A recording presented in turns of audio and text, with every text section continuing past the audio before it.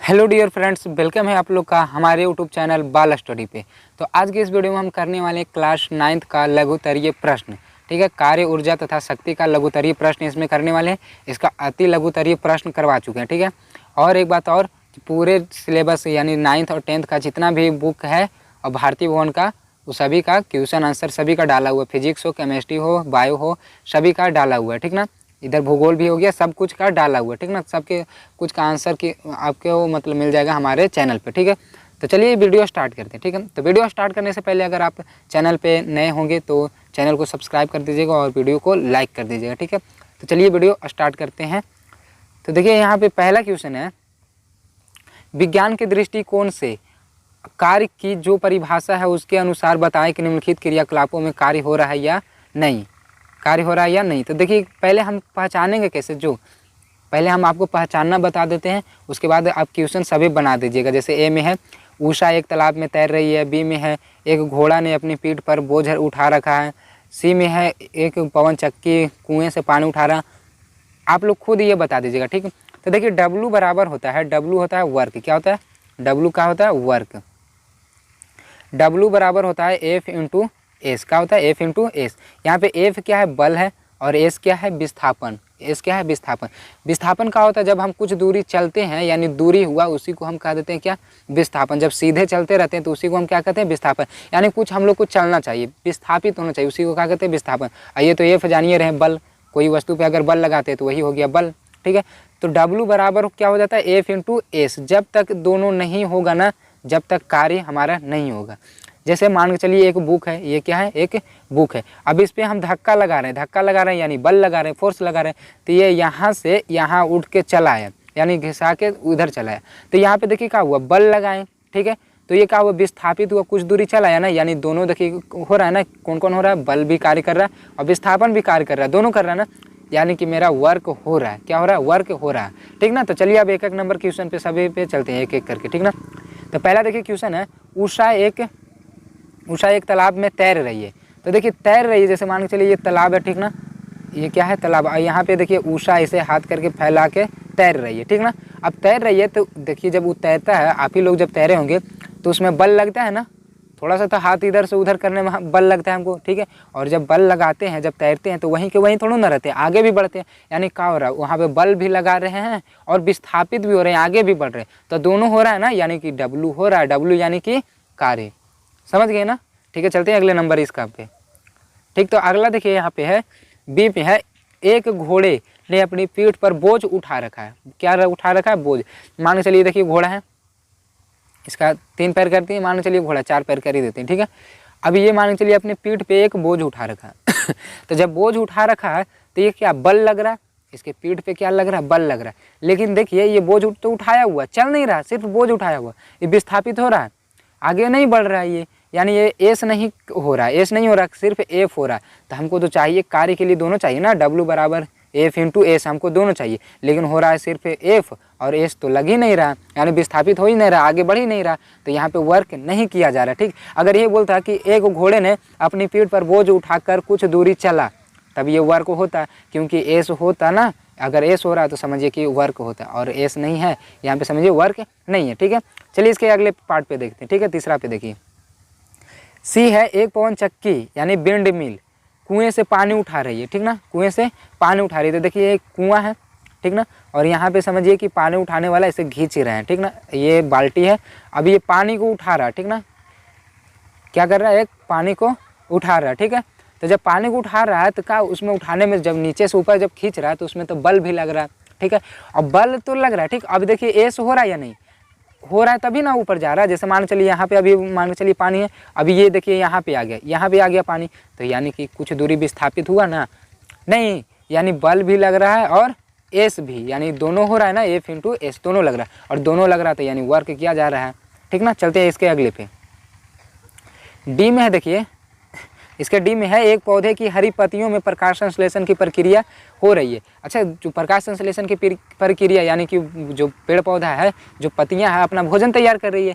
तो भोजन तैयार करने में क्या उसको बल की आवश्यकता होती है? नहीं, या तो वो पत्तियां एक जगह से दूसरे जगह जाती है, नहीं, वो जहाँ पे है वहीं पे सूर्य के प्रकाश वो अपना प्रकाश संश्लेषण करते हैं यानी कि भोजन तैयार करती है। ना तो उसमें बल की आवश्यकता होती है और ना ही वो एक जगह से दूसरे जगह जाती है, यानी कि वो विस्थापित नहीं होती है। ठीक ना, तो इसमें तो दोनों में से कुछ भी नहीं हो रहा, तो बल तो होगा ही नहीं।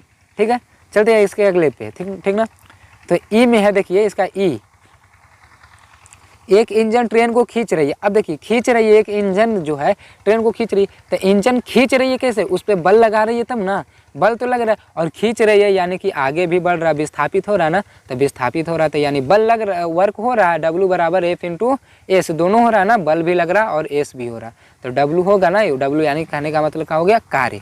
ठीक है, इसके अगले पे देखते हैं एफ में देखिए अनाज के दाने धूप में सूख रहे हैं। तो अनाज के दाने धूप में सूखते हैं तो वहाँ पे कुछ नहीं हो रहा है, नहीं ना बल ही लग रहा है और ना ही विस्थापित, वो सूख रहा है बस।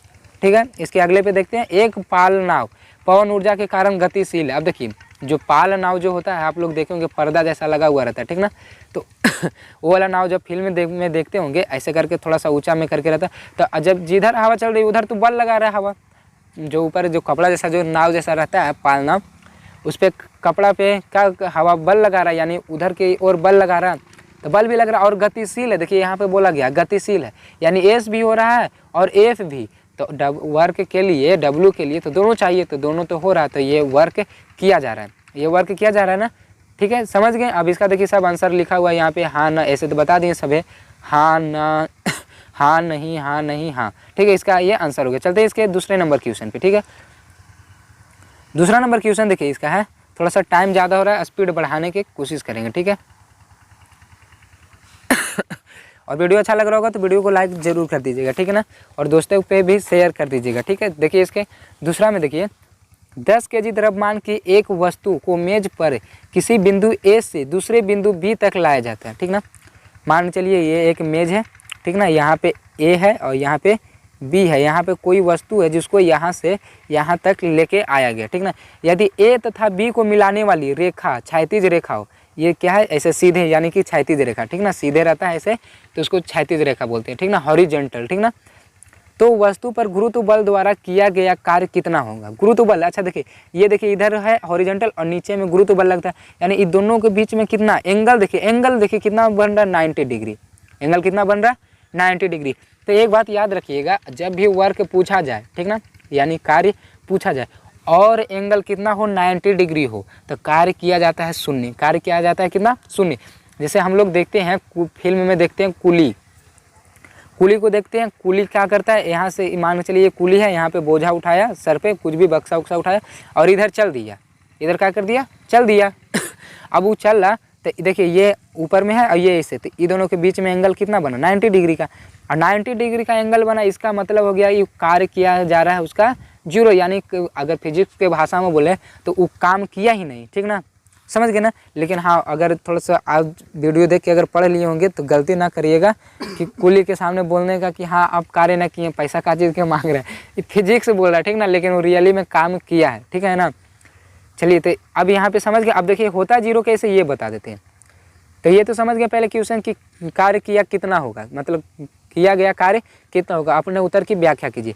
तो पहले देखिए जीरो हुआ कैसे, ये तो समझा दें कि 90 डिग्री जब भी एंगल बनेगा तो कार्य क्या हो जाएगा, जीरो। अब कैसे हुआ जो देखिए, तो W बराबर हम लोग जानते हैं फॉर्मूला, F इंटू होता है एस, F इंटू एस, यही होता है।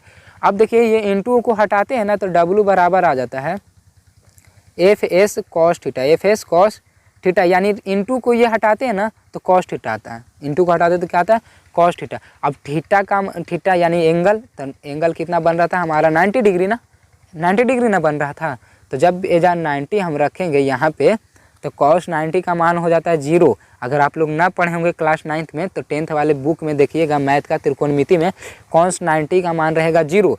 अब देखिए इतना का क्या हो गया मान, जीरो, कॉस 90 का मान कितना हो गया, जीरो। इधर है एफ इंटू एफ एस है और गुणे में हो गया जीरो। अब इसको गुना करेंगे तो जीरो ही ना हो जाएगा, यानी W बराबर क्या हो गया, जीरो। W बराबर क्या हो गया, जीरो। यहाँ तक समझ में आ गया, लेकिन हमको लग रहा है कि आपको यहाँ पे डॉट होगा, ठीक ना। कहाँ पे डॉट, देखिए क्षैतिज रेखा, क्षैतिज रेखा देखिए ये सीधे जा रहा है, ठीक ना। और बोल रहा है कि गुरुत्व बल द्वारा किया गया कार्य, तो गुरुत्व बल नीचे ही ना लगता है, नहीं, वो जो गुरुत्वाकर्षण जो बल रहता है वो हमें, जो हम वस्तु को जब कुछ छोड़ते हैं तो वो हमेशा नीचे की ओर आता है, क्यों? क्योंकि नीचे गुरुत्व बल लग रहा है, तो ये नीचे लग रहा है और ये इधर लग रहा है, तो ये दोनों के बीच में 90 डिग्री का ही एंगल बन रहा है। तो और आगे क्वेश्चन आएगा, ठीक ना, वहाँ पे 90 डिग्री एंगल बनेगा, और जब भी बना तो ऐसे करके डिटेल में नहीं बताएंगे, जैसे अभी कॉस थीटा लेके बताए ना, वैसे करके नहीं बताएंगे, हम डायरेक्ट बता देंगे कि हाँ यहाँ पर 90 डिग्री बन रहा है, यानी कार्य किया गया है 0। ठीक है, तो चलते हैं अगले नंबर क्वेश्चन पे, लेकिन इसका थोड़ा सा जो सोल्यूशन लिखे हैं ये भी देख लेते हैं इसका, ठीक ना। गुरुत्व बल द्वारा किया गया कार्य शून्य होगा, क्योंकि यहाँ वस्तु का ए से बी विस्थापन गुरुत्व बल के लंबवत दिशा में हो रही है, ठीक ना, समझ गए ना, लंबवत दिशा में हो रही है, इसीलिए हो गया 0। चलिए अगला नंबर क्वेश्चन देखिए, तीसरा नंबर क्वेश्चन है, क्या किसी पिंड पर लगने वाले किसी भी बल की अनुपस्थिति में इसका विस्थापन हो सकता है? अपने उत्तर को व्याख्या करें, ठीक ना। अगर हम बल कोई किसी पर नहीं लगा रहे, ठीक ना, तो क्या उसमें विस्थापन हो सकता है या नहीं, ये क्वेश्चन पूछा जा रहा है। क्वेश्चन समझ गए, तो विस्थापन हो सकता है, ठीक ना, अगर हम बल भी नहीं लगा रहे हैं फिर भी विस्थापन हो सकता है। देखिए कैसे, इधर देखिए ए बराबर, पहले तो फॉर्मूला आप लोग पढ़े होंगे, एफ बराबर एम ए एफ बराबर क्या पढ़े होंगे, एम ए बराबर एम में पढ़े। अच्छा, हम ए निकालना चाहेंगे तो क्या हो जाएगा, एफ वाई हो जाएगा एम, एफ वाई हो जाएगा एम, यही ना हो जाएगा ए बराबर। अब यहाँ पर बोला जा रहा है कि बल की अनुपस्थिति, यानी बल है ही नहीं, तो एफ हम कितना ले लिए, 0, एफ को हम समझ लिए 0। अब 0 में एम से भागा देंगे, यानी हो गया 0, यानी ए कितना आ गया 0, ए कितना आ गया 0, यानी कि अगर बल नहीं है तो वहाँ पे त्वरण नहीं होगा, बल नहीं है तो वहाँ पे त्वरण नहीं होगा, और त्वरण नहीं है तो गति जो गति होती है वे एक समान वेग से गति करती है, ठीक ना, जो वस्तु होती है एक समान वेग से गति करती है, अगर त्वरण शून्य है तो देखिए क्या हो रहा है, विस्थापित त्वरण एक समान वेग से गति कर रही है। एक समान वेग मतलब समझते हैं, जैसे मान के चलिए हम घर से मोटरसाइकिल निकाल लें और मेरा स्पीड शुरू में था 10 मीटर पर सेकंड, यानी 1 सेकंड में हम 10 मीटर चल रहे थे, तो मेरा वही गति बना रहेगा, कहीं पे भी 11, 12, 13 या 9, 8 ऐसा नहीं होगा, 10 मीटर पर सेकंड वही चलते जाएगा मेरा, ठीक ना, वो हो गया एक समान गति, समझ गए ना, एक समान वेग से गति कर रहा है, ठीक ना, तो वो हो जाता है। तो उसमें देखिए जब गति हो रहा तो यानी विस्थापन है ना, नहीं समझोगे आप लोग, फिर से रिपीट थोड़ा सा इसको कर देते हैं, ठीक है। देखिए बल की अनुपस्थिति बता रहा है, तो बल अगर नहीं है तो वहाँ पे क्या होगा, त्वरण भी नहीं होगा, और त्वरण नहीं है तो वेग जो होता है एक समान गति करता है, एक समान गति करना होता है, यानी वेग क्या हो जाता है, कांस्टेंट यानी स्थिर हो जाता है, क्या हो जाता है, स्थिर हो जाता है, ठीक ना। चलिए देखिए अब इसका आंसर देख लीजिए, यहाँ पे लिखा हुआ उत्तर में हो जाएगा हाँ, यानी कि विस्थापन होगा, ठीक ना। बल की अनुपस्थिति में भी पिंड का विस्थापन हो सकता है, बल की अनुपस्थिति F बराबर 0 में पिंड का त्वरण शून्य होगा और पिंड एक समान वेग से गतिशील रहेगी न्यूटन का प्रथम गति नियम के अनुसार, ठीक ना। चलते हैं अगले नंबर क्वेश्चन पे। अगला नंबर चौथा क्वेश्चन है, कोई मनुष्य किसी बोझ को अपने सिर पर आधे घंटे तक रखे रहता है और थक जाता है, क्या उसने कार्य किया या नहीं? तो कार्य नहीं किया, ठीक ना। ये तो आप लोग समझ ही गए, फर्स्ट जो क्वेश्चन बताएं उसी में सब कुछ था। गधा वाला है मतलब घोड़ा वाला नहीं, ये मतलब आदमी जो है, यहाँ पे देखिए आदमी है, ये सिर पे बोझा लेके खड़ा है, अरे बल तो लग रहा है, इसके सिर पे बल लग रहा है, लेकिन एस तो ये विस्थापित हुआ ही नहीं, चला ही नहीं, तो डब्लू बराबर हमको चाहिए, डब्लू बराबर हमको दोनों ना चाहिए, डब्लू बराबर होता है एफ इंटू एस, दोनों होगा तबे ना। तो यहाँ पे एफ तो लग रहा है लेकिन एस उछलता गधा तब ना, उछलिए ना खाली लेके खड़ा आधा घंटा से, ठीक तो ना। तो यहाँ पे क्या हो रहा है, बल नहीं किया, बल मतलब कार्य नहीं किया जा रहा है, ठीक ना। चलते हैं अगला नंबर क्वेश्चन पाँचवा पे, थोड़ा स्पीड बढ़ाएंगे, ठीक ना। निम्नांकित में प्रत्येक स्थिति में एम द्रव्यमान की वस्तु पर एक बल एफ लग रहा है, वस्तु का विस्थापन एस है, बताइए कि किया गया कार्य धनात्मक, ऋणात्मक या शून्य है। हमको ये चित्र 5.11 में बताना है। तो देखिए ये देखिए चित्र आप लोग के सामने, ठीक ना। तो यहाँ पे देखिए बल ऊपर में लग रहा है और विस्थापित इधर हो रहा है, यानी विस्थापन इधर हो रहा है, तो ये दोनों के बीच में देखिए एंगल कितना बन रहा है, 90 डिग्री ना। तो अब पहले सूर्य में बता दिए थे कि जब भी एंगल 90 डिग्री बनता है यानी कि वर्क कितना हो गया 0, यानी कार्य कितना किया गया 0, तो पहला में हो जाएगा 0। देखिए यहाँ पे आंसर में भी है शून्य कार्य, ठीक ना। इसका बी में देखिए बल इधर लग रहा है और विस्थापन ही इधर ही हो रहा है, यानी जिधर बल लग रहा है उधर ही विस्थापित हो रहा है, यानी कार्य क्या हो जा रहा है धनात्मक, यानी जिधर हम बल लगा रहे हैं उधर ये विस्थापन हो रहा है, तो क्या हो रहा है, कार्य धनात्मक हो रहा है। अब इसमें देखिए तीसरा में बल इधर लगा रहे हैं तो विस्थापन उधर हो रहा है, यानी उल्टा तरफ हो रहा है, विपरीत दिशा में हो रहा है ना, तो दोनों एक दूसरे के विपरीत है, यानी कार्य विपरीत दिशा में हो रहा है, यानी कि ऋणात्मक हो रहा है। कार्य कैसा हो रहा है? ऋणात्मक। ठीक ना, यहाँ तक समझ में आप लोग। चलते हैं अगले नंबर क्वेश्चन, छठा पे। छठा नंबर क्वेश्चन देखिए, किसी वस्तु का द्रव्यमान दुगुना करने पर या उसका वेग दुगुना करने पर उसकी गतिज ऊर्जा किस स्थिति में अधिक प्रभावित होती है? तो पहले जान लीजिए कि गतिज ऊर्जा होता क्या। तो गतिज ऊर्जा को ऐसे के ई बोलते हैं, काइनेटिक एनर्जी। के ई बराबर होता है 1/2 mv²। ठीक ना, तो यहाँ पे क्या करा जा रहा है? द्रव्यमान को दुगुना, द्रव्यमान को क्या करा जा रहा है? दुगुना, और उसका वेग को भी क्या करा जा रहा है? दुगुना करने पर उसकी गतिज ऊर्जा किस स्थिति में प्रभावित होगी? अरे तो जब इसका द्रव्यमान भी दुगुना कर देंगे और वेग भी दुगुना कर देंगे तो गतिज ऊर्जा जो है बहुत अधिक ना हो जाएगी? नहीं हो जाएगा, बहुत अधिक हो जाएगी। ठीक ना, तो इसका देखिए आंसर देखिए यहीं पे, वस्तु का वेग दुगुना करने पर उसकी गतिज ऊर्जा सबसे ज़्यादा अधिक होगी, सबसे ज़्यादा अधिक होगी। ठीक है, चलते हैं अगले नंबर क्वेश्चन पे।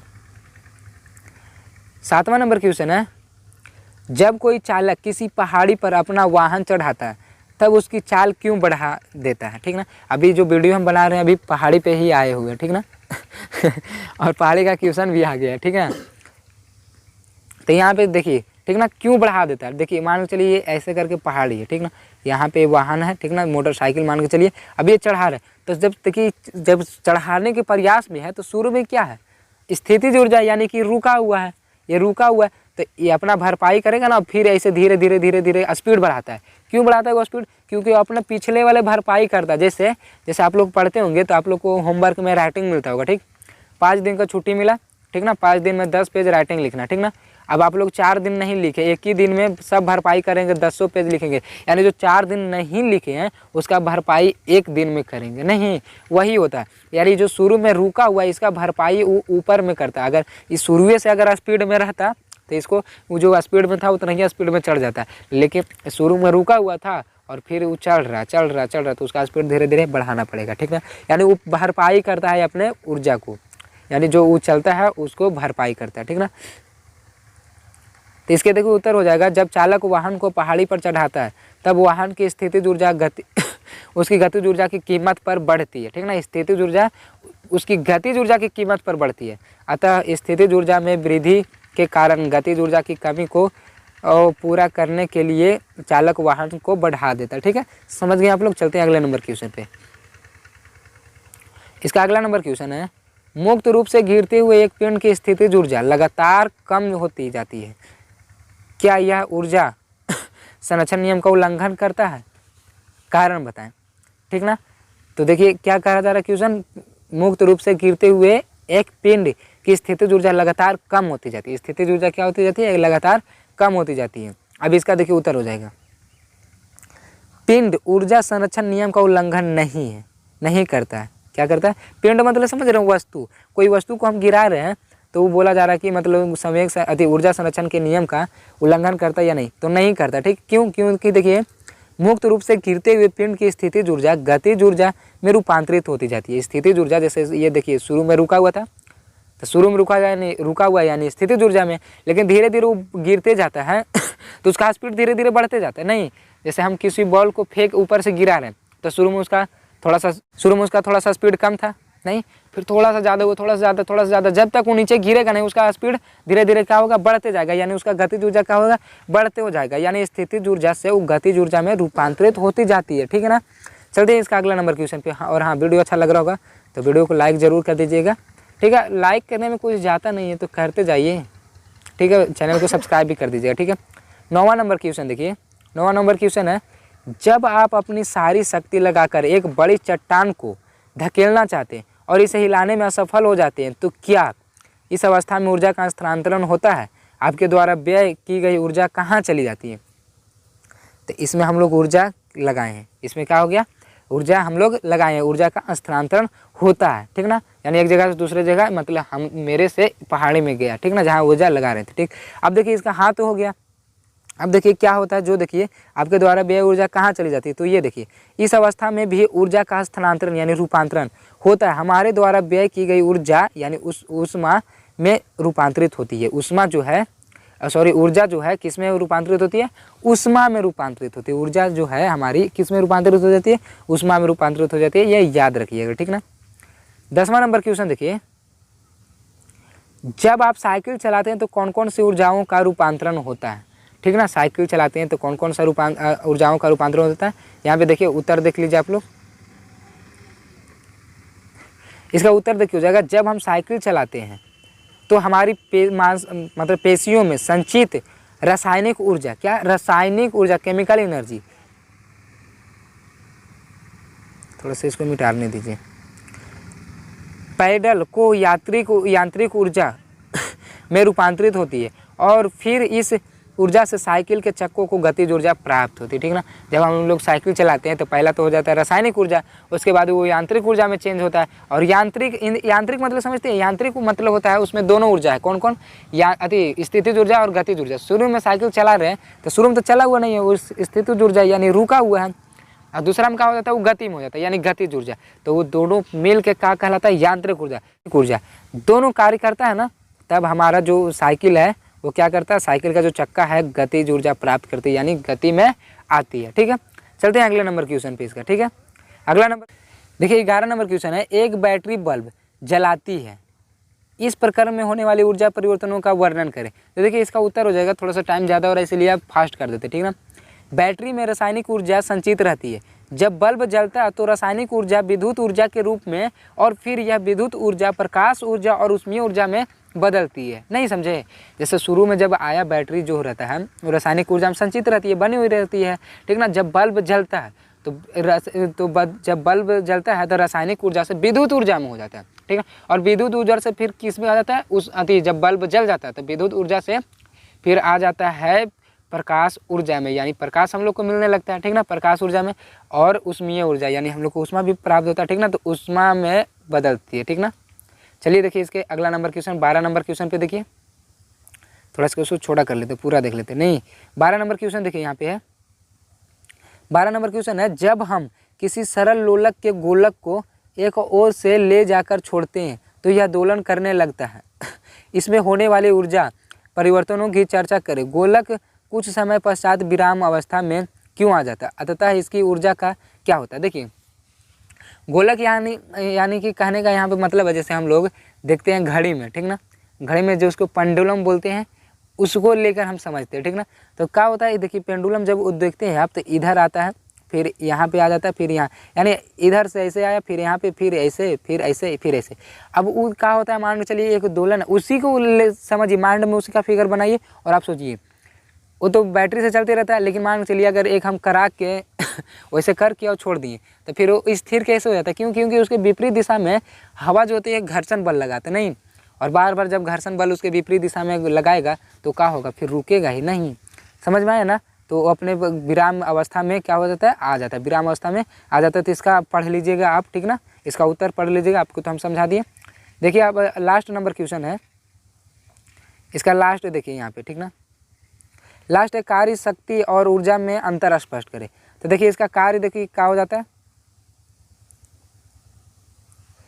कार्य जब कोई वस्तु किसी बल के प्रभाव के अधीन चलती है तब कार्य संपन्न हुआ कहा जाता है। यदि वस्तु पर आरोपित बल F और वस्तु द्वारा बल की दिशा में तय की गई दूरी S हो, संपन्न कार्य F बराबर W बराबर हो जाता है F इंटू S। ये तो हम लोग शुरू से पढ़ते आए हैं, इसमें नहीं शुरू से पढ़ते ही आए हैं। तो देख ही लिए ऊर्जा का होता है, तो कार्य करने की क्षमता को ही ऊर्जा कहते हैं। जो हम लोग कार्य किए, जो उसमें हमको ऊर्जा लगा, उसी को क्या, जो मतलब कार्य करने में जो क्षमता हम लोग को लगा उसी को क्या कहते हैं, ऊर्जा कहते हैं, ठीक ना। यानी कार्य करने की क्षमता को क्या कहते हैं, ऊर्जा। शक्ति का होता है तो प्रति इकाई, इकाई कहने का मतलब हुआ एकांक यानी एक, प्रति इकाई समय में किए गए कार्य को ही शक्ति कहते हैं। यानी शक्ति को हम लोग P से जानते हैं, और P बराबर होता है W/T, यानी एक सेकेंड में जो एक कार्य किया गया ना, एक कार्य किया गया उसी को क्या कहते हैं हम लोग, शक्ति कहते हैं, ठीक है। अब इसका देखिए अंतिम वाला देखिए, इसका पार्ट देखिए, कार्य और ऊर्जा के मात्रक जूल होते हैं। दोनों कार्य और ऊर्जा का जो मात्रक होता है, ऐसा मात्रक होता है वो जूल होता है, लेकिन शक्ति का ऐसा मात्रक वाट हो जाता है। शक्ति का ऐसा मात्रक क्या हो जाता है, वाट हो जाता है, ठीक है। तो यहाँ तक आशा करते हैं आप लोग को समझ में आ गया होगा। तो अगर समझ में आ गया होगा अच्छे से तो चैनल को सब्सक्राइब कर दीजिएगा और वीडियो को लाइक कर दीजिएगा। और हाँ, डिस्क्रिप्शन देख लीजिएगा, डिस्क्रिप्शन में सभी वीडियो का लिंक डाल देंगे। और पहले ही बोल चुके हैं, सभी यहाँ पे बाला स्टडी चैनल पे आपको सभी चैप्टर वाइज का सभी का क्वेश्चन आंसर मिल जाएगा, ठीक ना। तो मिलते हैं अगले वीडियो में, तब तक के लिए जय हिंद, जय भारत।